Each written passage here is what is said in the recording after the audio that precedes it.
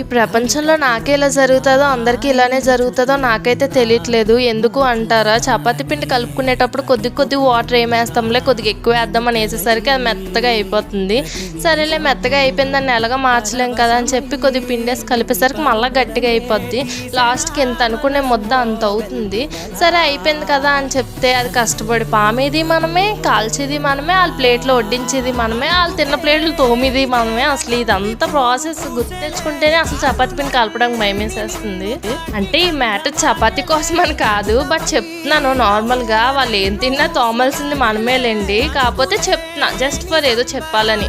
ఇంతకీ మీరు చపాతీ పిండి ఫ్రీగానే కలపగలుగుతారా అంటే అంత ప్రాసెస్ అనిపించదా? నాకైతే నిజంగా చపాతీ పిండి కలపడం కన్నా ఆ రోజు ఉపవాసం ఉండిపోవడం నయమని అనిపిస్తుంది. వీడియో నచ్చితే ఒక లైక్ చేయండి వెళ్ళే ముందు, అండ్ ఛానల్ని సబ్స్క్రైబ్ చేసుకోవడం మర్చిపోకండి. వీడియో అసలు ఎలా అనిపించిందని కామెంట్ చేయండి.